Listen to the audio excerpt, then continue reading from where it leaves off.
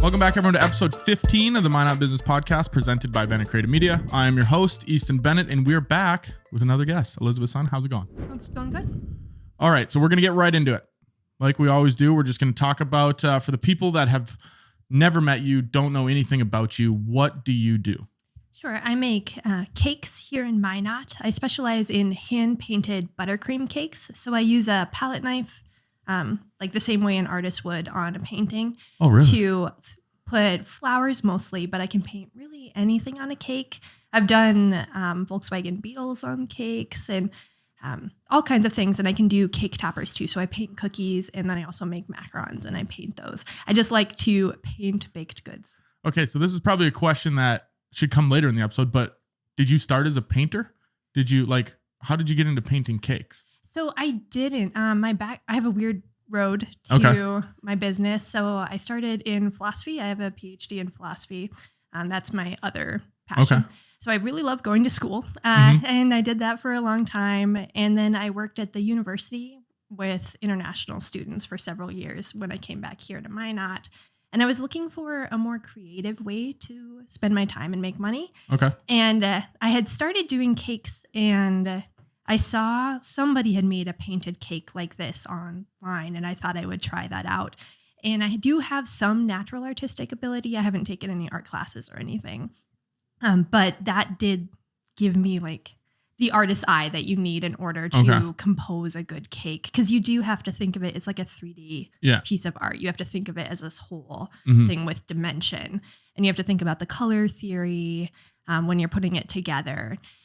So I just fell in love with it and people were really interested and I'm shocked by how well it's going. Well, I've always been interested in cakes because I used to watch Cake Boss growing up. Sure. So Buddy Velasco, I think that's his name, right? I guess I'm not sure on that one. Something. So anyways, I actually saw him in Vegas 2 weeks ago. I was walking through the casino and he was in the high roller room and I was like, oh my God, that's the Cake Boss right there. But that's off topic a little bit. Question I have for you. Your first cakes that you make, did they suck? Were they horrible or were they just like? They were not. They were good. They were good. Okay. Yeah, Because I remember when I first started my business, my videos sucked. So I always wonder if people's businesses like cakes. I guess I probably have made a bad cake at some point. I've made cakes for a long time, not in any professional capacity, but I've always baked. So when I was a teenager, I probably made some bad cakes. Okay. But even when I started selling, I had only actually made a couple of layered cakes when I started selling them.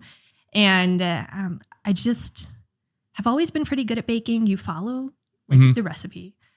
So it's a lot of math and science, and I love math and science. And so if you combine that math and science and a love of art, your baked goods are going to turn out. And cakes want to be beautiful. You have to kind of work hard to make an ugly cake. They want to look good. So. I think I could get the job done to make an ugly cake, but when I cook and I bake, I tend to not go by the recipe at all. Yeah, I kind of just a bad idea. Yeah. But I guess the recipe is kind of like a roadmap, isn't it? Especially for baking because it is so science focused. If you mess up the science, you will mess up the product. That makes a lot of sense. You can do a lot more improvising with cooking.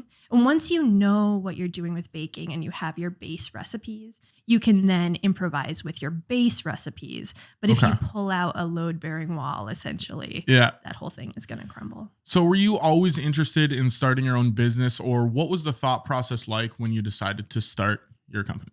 So I am supremely unemployable. I started looking a little bit for other jobs. I had been in my job at the university for about 8 years, which I was just ready for a new challenge to do something different. And I was looking to see what skills do I have as a professional philosopher and expert in F1 visa regulations. And there are none. And my resume looks really weird because of the PhD and all the time in grad school, even though I find it really valuable and it really helped me. It's helped me in business because I'm a self-directed learner. I can learn anything.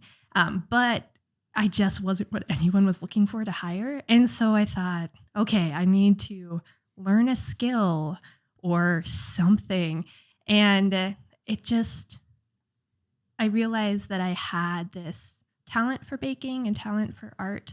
and that there was a gap in the market. Okay. And so then I just started reading all of the books I could find on business, and here I am. Yeah. And that was going to be my question is, when you went in to start this business, were you more skilled in the business side of things or the baking side of things? What came easier to you? Side? Well, business is not that hard.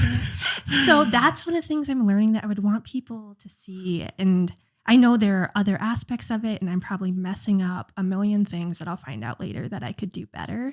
But you feel like, oh, there's a certain kind of person who does business, and they know these things that I don't know. Nope. It's not too bad, and you can take little steps into it.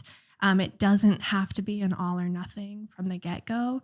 And I was really surprised to find that there was like an entrepreneur in me. Yeah, I wouldn't have expected that. So when you began going into business, did you have that preconceived notion of, okay, this is going to be difficult? Or what was your mindset going in to start your business? I think society brainwashes women to tell us, especially, anybody it could tell this, but that we are not a man in a business suit. We don't necessarily have what it takes to have a real business, or that our idea isn't up to snuff of what a real business looks like. And when I first started out, people would say like, oh, are you going to have a brick and mortar? Oh, are you going to do this? You're going to do that.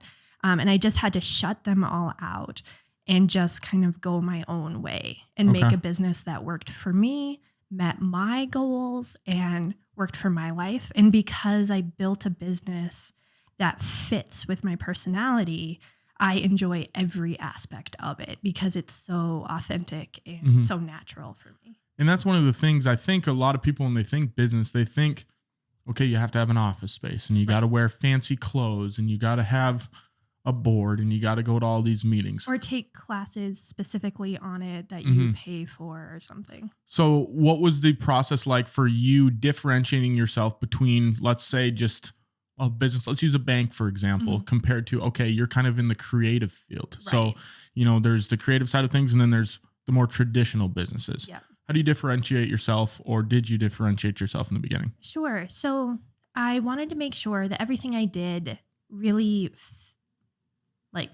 came from the heart, because people can tell when you're really passionate or when you're excited about what you're doing. So I didn't want to just kind of copy any formula that was out there.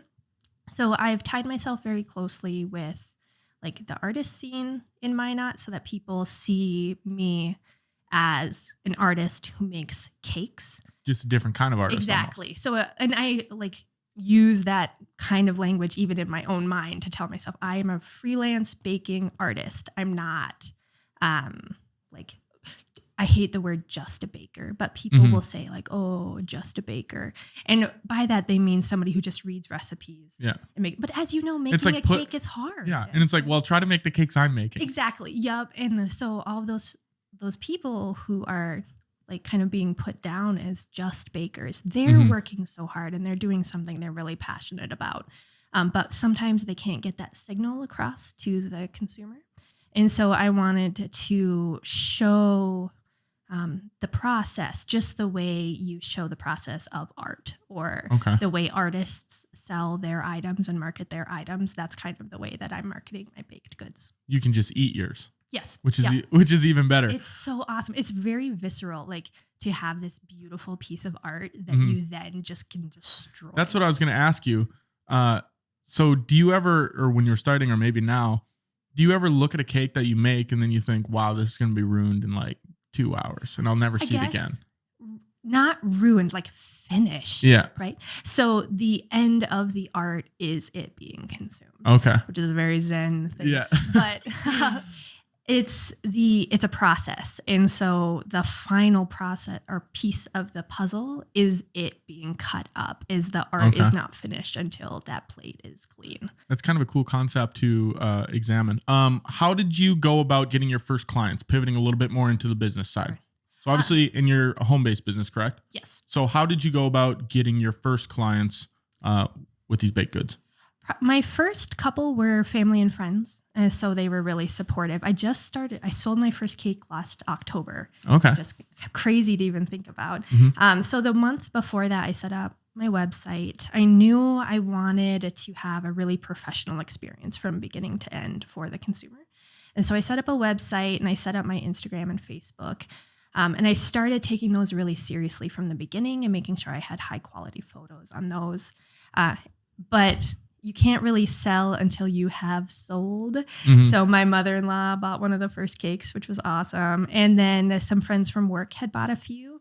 And it only took 3 or 4 from friends to then have like strangers contacting me for cakes. That was really shocking and scary. Because what was the marketing like for that? So you would make the cakes for the first 3, 4 friends and family, and then you just post them, and then people are like, oh, I need that too. That's the beauty of it, is every cake becomes an ad for future cakes. So I make sure that when I'm building my baking schedule for the week, that I leave a lot of time for taking photos, because those photos kind of become future cakes. Okay. So every cake is like an ad for all the future cakes.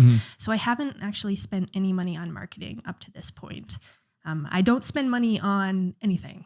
For the most part. Except for ingredients. Yep. So as far as marketing goes, you built your own website, I assume. You built all of these social media channels. How was it learning for the people that are going to start a business and they're thinking, okay, there's so many tasks I need to do.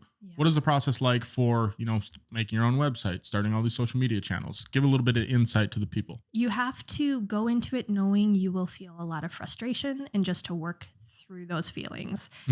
So learning all of those things at once is really hard. So my kind of deal with myself is I do one thing that scares me one at a time. Okay. So, like the day I started my website, I was like, okay, today's the day. And then I sat down and made the website, and I was terrified. And then 2 days later, the website feels normal. Okay, I'm ready for the next thing. Okay. You start the Instagram. It is terrifying. Yeah. A week later, that feels normal. You go on to the next thing. And so whenever I start to feel comfortable, that's when I know it's like, okay, time to tackle do something else. Start the email list. That was so scary for some reason. And now I send out my email to my email list without any worries. Or I started a TikTok and I feel really old, but it's fine. And I have a TikTok now and it's fine. There you go. You just, and that's one thing I talk about a lot is so many people are so afraid to start that I think you just have to take that first step. And then once that first step happens, it's kind of building momentum into the next thing. And let one step be enough, but don't rest on it. That would be my recommendation. So don't try to do all the scary things in one day. You'll get overwhelmed and you'll quit. Just pick one and do it. It'll feel normal so fast. Our brains adjust to new levels of normal so quick. And so something that seems impossible, where your body's trying to protect you from being eaten by a bear, and it thinks every time you're being attacked. You're not being attacked. It will feel normal really soon. Wait for that to die down. I think you're just supposed to say, hey, bear. Yep, exactly. Hey, bear. And then the bear goes away. So what are the majority of your clients then? Okay, so almost all women. So a handful of men have bought cakes, but they're just not the ones buying cakes. That's okay. If you ever want a cake, you know where to find me. But it's mainly women. About 25 to 45 would be the market I'm aiming for. And again, not everyone is that. And I've been surprised that it's fewer brides and more people buying cakes for their mothers and their mother-in-law. Really? I'd say about half of my cakes are for adult women's mothers and mother-in-law's birthdays. I guess it was just kind of an untapped market. And what do you buy for your mom for her 70th birthday? She has everything she wants.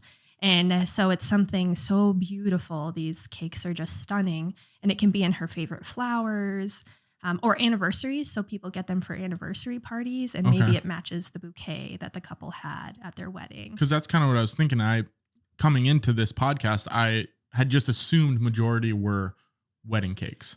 And birthday parties and stuff like that. But you never would. Well, I guess you don't know that until you actually go into business. Exactly. And so anyone who wants these cakes, of course, can order one, and they would love them. And I have made them for all different kinds of events. But if there's a pattern, the pattern is getting them for adult women. So, or women buy them for their friends. Sometimes they buy them for themselves. Husbands have got to step up. That is one of the things that all the men listening to this. Is I try to remind women who follow me, because almost all of my followers are women, that your husband doesn't follow me. He doesn't know about me. Yeah. You know about me. So just order the cake you want. Well, I think he's not ordering it. I think this audience is, I think I was looking at the analytics the other day and it was like 74% male. So I think we're hitting that market. Good. Your girlfriend, mom, sister, wife, they need a cake. They want these cakes and they're mad that you haven't bought one yet. Honestly, you might be a little bit in trouble. So, and they like it. You know, that's a good gift. Valentine's Day. Yeah.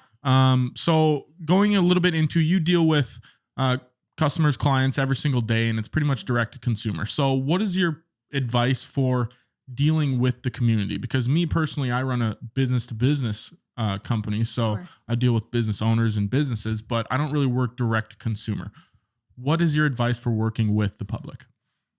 So I try to be as available as I can. I have a really good work-life balance, so I try not to be constantly on my phone or something. Mm-hmm. But I put my face on my Instagram and my Facebook page a lot so that people know who they're talking to. Okay. A lot of people who are bakers are also shy. And that's one of the reasons they get into it is they maybe don't want to be out and about as much, or they don't want that attention, where I kind of try to take the opposite. And so people stop me in the grocery store, or they see me around, or people can see me from far away and they know, who I am, and they can say, "Oh, are you the cake lady?" Yeah. Or like servers at restaurants recognize me and things. Okay. And I think that connection is really positive because people want to connect with a human being and they want to be a part of your story. And then they want, so when they have the cake, people might be like, "Oh, is that a Sundbakes cake?" Yeah. Like, Yes, it is. So it becomes kind of a status symbol almost. And that couldn't be if I wasn't like putting myself out there. Yeah. And so as awkward as it is to like talk into the Instagram stories, it's important and it creates those connections.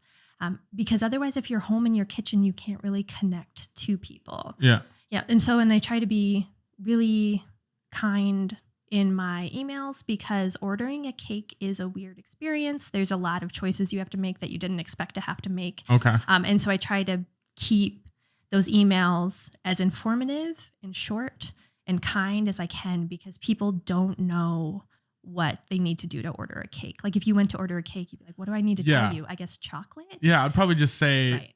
This is what I want it to look like. And then you wouldn't think about what are some of the things that people have to decide when they're doing that? Right. So flavors, that kind of stuff? Yep. So flavors, I have a lot of they're really good cakes. Mm-hmm. They're really good. I have a lot of good flavors Really on my selling website. yourself here. Yeah. Oh, you'll taste one someday. Like, oh, Yes. That'll make sense. Yeah. It's the Swiss meringue buttercream. I don't use American buttercream. The Swiss meringue buttercream is like, that is heaven on a cake. And so people choose a flavor, and then I prefer if they choose either a theme or a type of flowers or something about the person. So like if I was going to make you a cake and someone was like, "I want to order him a cake," Yeah. like, "Oh, I know just what I'm going to do. I'm going to make a cookie cake topper of that symbol." Okay. And it would have like maybe like headphones on it, and I know the colors that you like. Right. Oh, so sweet. yeah, it would be awesome. You should order this. Yeah. cake. Anyone hearing this, order a cake to the Minot Business Podcast. Yep. And so the more I know about the person, the more personalized I can make the cake. People sometimes think, "Oh, in order to order a cake, I have to look up cakes online and tell the baker, copy this cake." Mm-hmm. And I try to avoid having people send me a picture of cakes as much as possible because I have my own style and I really love doing it. And I can make you a cake you've never seen before. Yeah. And so in order to get a cake that's unique for you or your loved one, you have to trust me to make something awesome. If you want me to copy a cake that someone in Kentucky made, that's just not it's just not what I'm doing. Or you see one that comes out of Japan. Yeah, I'm not going to copy that cake. Go have them make it. Yep, exactly. There's people who can do that. I just kind of go my own way and do my own thing, and they end up just awesome. And I love them, and the people are blown away. So word of mouth, is that it? You said you've spent no money on marketing. So talk to me about the importance of word of mouth, because when I was starting my business, I thought I could do everything myself. And then I was this marketing guru, and then I didn't need anything. But then I start to learn that relationships mean a ton. Referrals mean a lot. Word of mouth means a ton. Talk to me about the importance of word of mouth. Yep. I think that's the most important thing with baked goods, especially because it's both hearing that the cake was good and then literally like putting it in your mouth and eating it. So a lot of people, they taste it at a party or something, and then they think, man, I gotta get a cake like that. Or the macarons, people haven't always tried a macaron before. Okay. And once you eat one, I think they're scary. I always see them and I'm like scared to try one. Well, don't try one from a store because they are bad. Try a homemade That one. makes sense. Yeah, because if they are sitting out at a store, they're so full of preservatives and nasty stuff. Okay. They last about 2 days, not months. So if they're sitting on the store shelf for months, run away from that. This one's from macaron. April. Yep, exactly. So people need to try them. And then once you try it, it's like a before and after. There's the you before you tried a homemade macaron, and there's a you afterward, and you're addicted to macarons now. Yeah. It's life-changing.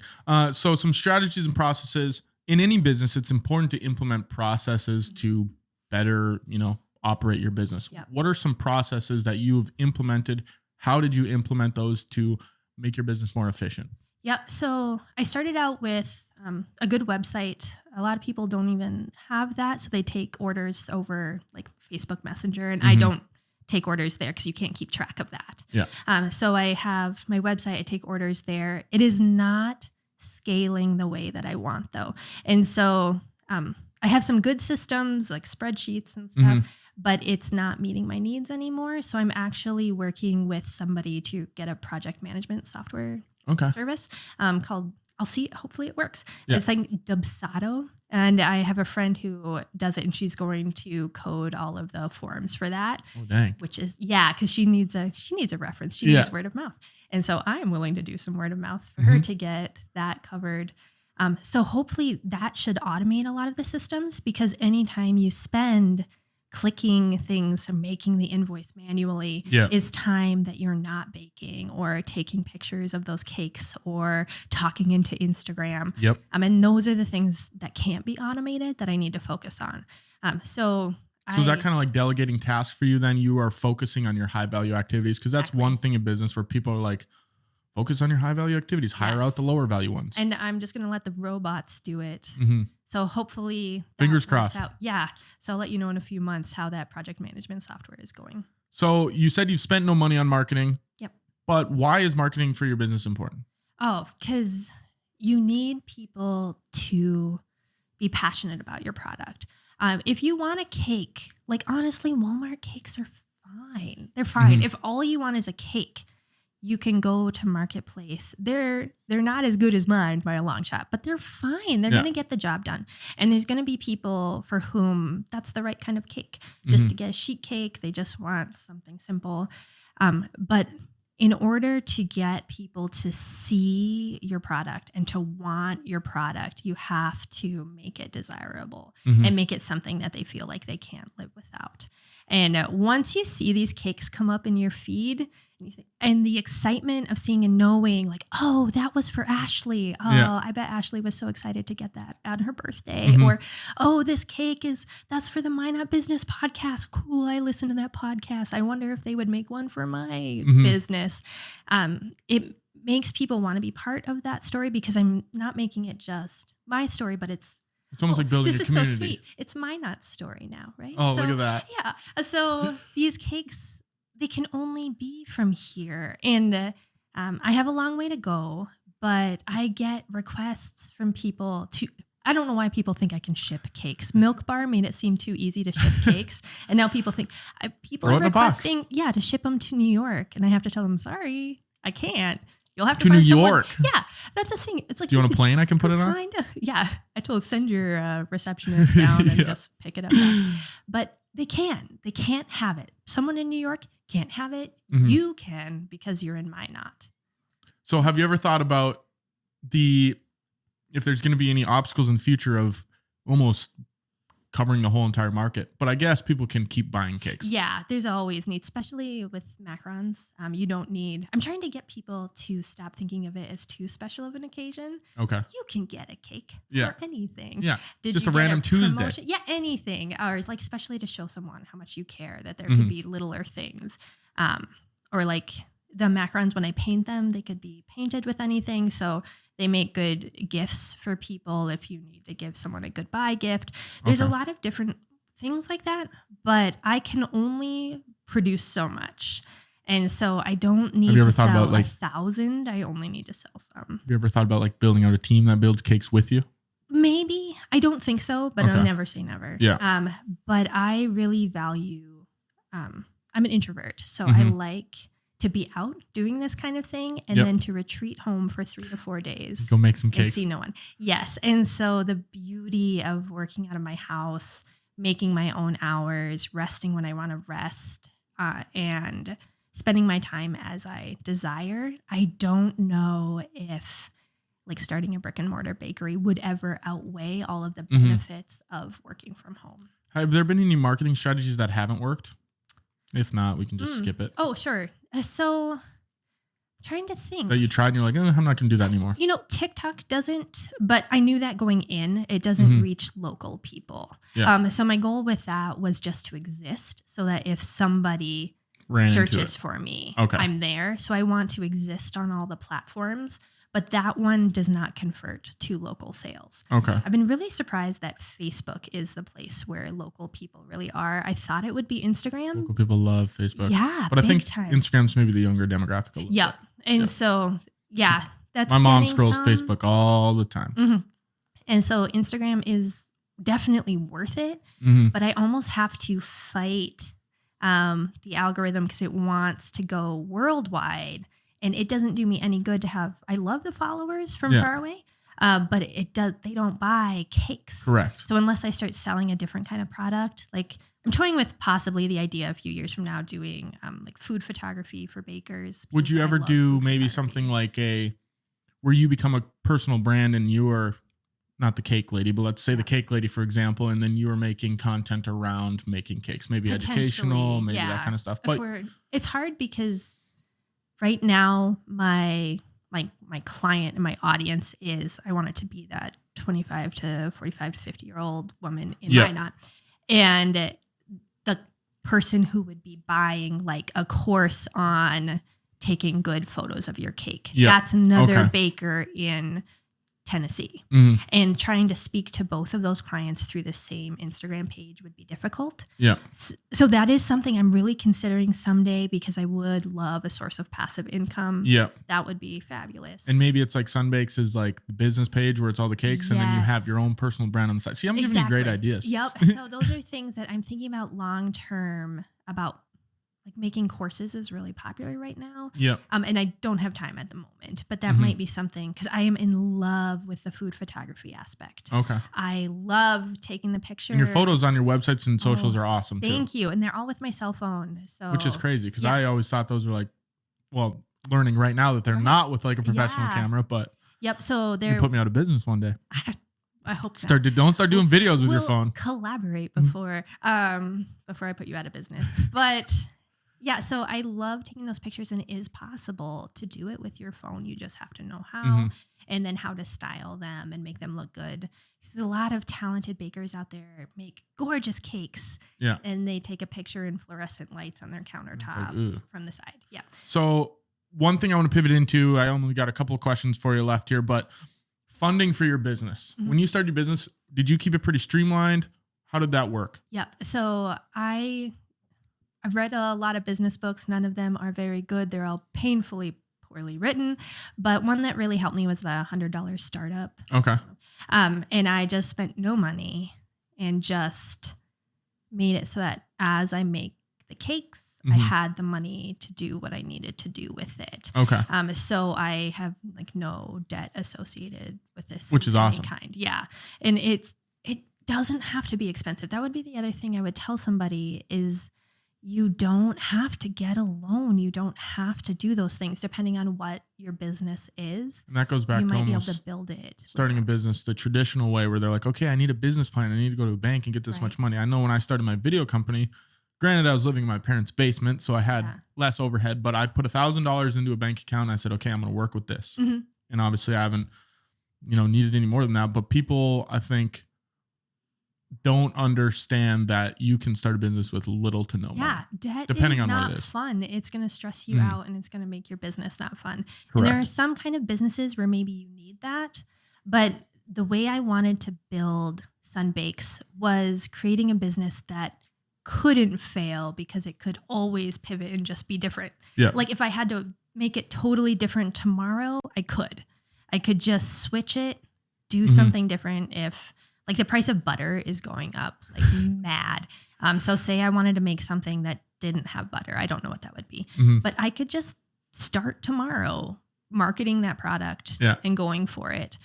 So you don't have to decide everything and then start. Yeah. You can start and take those imperfect actions and then just pivot, just switch things up. Like the cookies. And I think that's all about business is just pivoting. Yep. The cookies don't sell as well as I would have thought. I would have thought that the cookies, the Dala horse cookies that I make, the painted ones, would be the top seller. They're the top click getter online. Okay. But not the top seller. And so once I could see that, I can use pictures of those strategically to drive engagement when I need it. But the cakes is where like the selling is. See, those are things you don't learn in business until you actually start doing it. And that's where, people don't understand what they don't understand because you have to go through it to figure out, kind of how things work. 2 more questions for you.